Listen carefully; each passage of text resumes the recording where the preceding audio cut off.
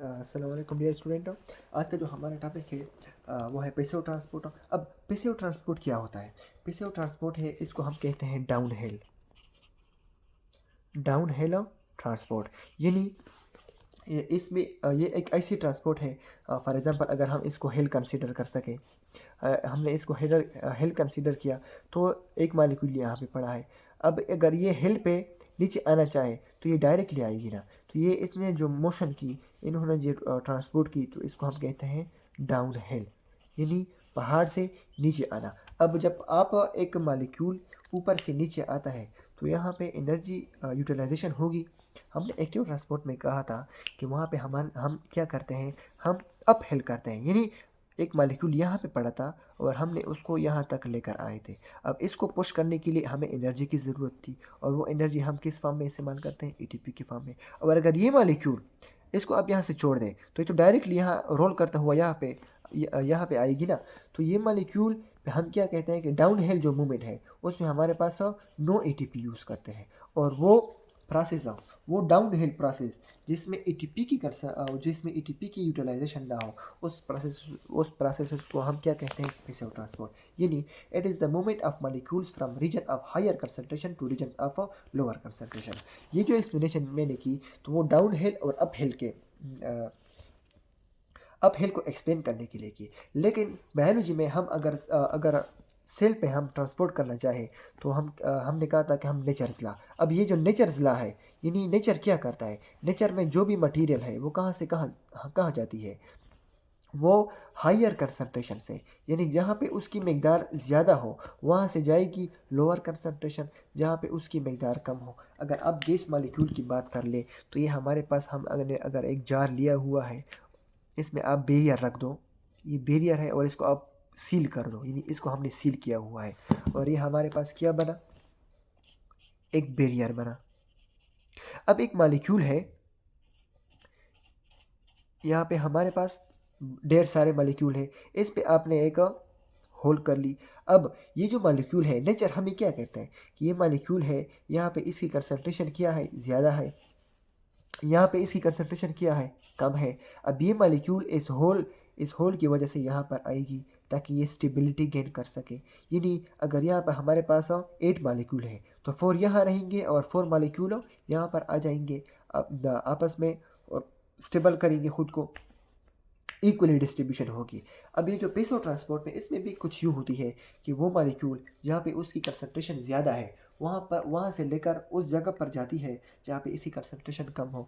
इसलिए हम कहते हैं कि जो पैसिव ट्रांसपोर्ट है उसमें हम मूवमेंट ऑफ द मटेरियल या मूवमेंट ऑफ द मॉलिक्यूल करते हैं from a region of higher concentration to a region of lower concentration.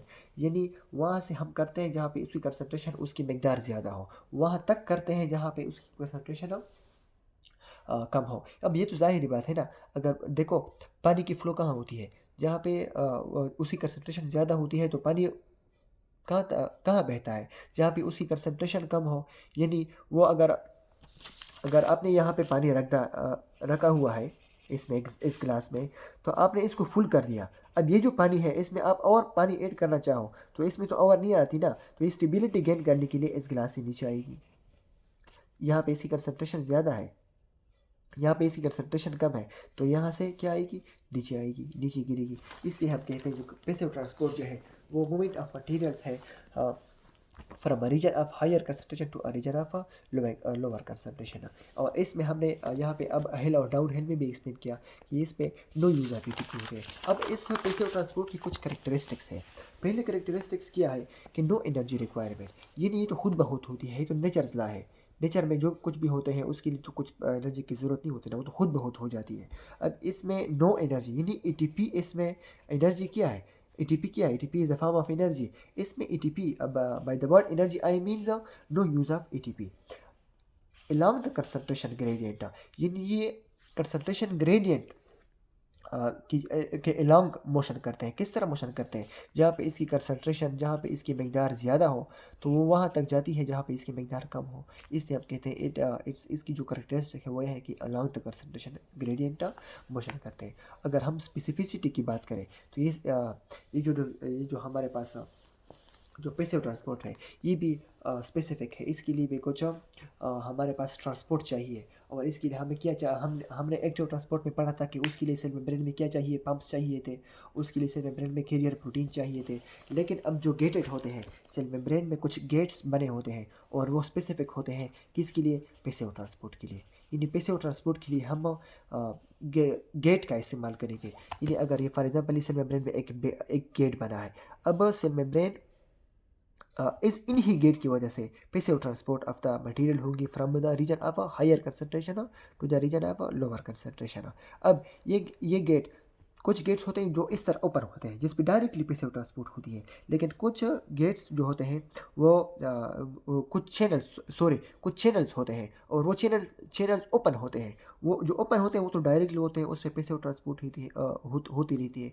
लेकिन कुछ चैनल्स ऐसे होते हैं कि वो गेटेड होते हैं, यानी उस पर इस तरह गेट बना हुआ होता है। स्पेसिफिक कंडीशन में सेल के नीड के मुताबिक वो गेट ओपन होते हैं और वो गेट क्लोज होते हैं, वो गेट ओपन होते हैं और क्लोज होते हैं। अब पैसिव ट्रांसपोर्ट के हमारे पास डिफरेंट टाइप्स है, यानी टाइप्स ऑफ पैसिव ट्रांसपोर्ट। उस पर पहला टाइप्स है वो हमारे पास डिफ्यूजन एंड ऑस्मोसिस। अब ये जो डिफ्यूजन है इसमें हम सिंपल डिफ्यूजन भी होता है और फैसिलिटेटेड डिफ्यूजन भी होता है। और फिर सिंपल डिफ्यूजन के हमारे पास मज़ीद दो टाइप्स है। उसमें हमारे पास, जिसमें हमारे पास लिपिड सॉल्युबल की सिंपल डिफ्यूजन होती है और एक वाटर सॉल्युबल की सिंपल डिफ्यूजन होती है। और इंशाल्लाह हम डिफ्यूजन पर ये जो इस पर अलग अलग शॉर्ट क्वेश्चन आ जाते हैं, इसलिए हम डिफ्यूजन पे, फैसिलिटेटेड डिफ्यूजन पे, इसके टाइप्स पे और ऑस्मोसिस पे हम एक अलग वीडियो बनाएंगे। लेकिन ये बात ध्यान में रखें कि ये जो सारे हैं, ये जो भी है, ये टाइप्स ऑफ का, चाहे ऑस्मोसिस है, चाहे डिफ्यूजन है, चाहे फैसिलिटेटेड डिफ्यूजन है, चाहे सिंपल डिफ्यूजन है, ये सारे it is the types of passive transport.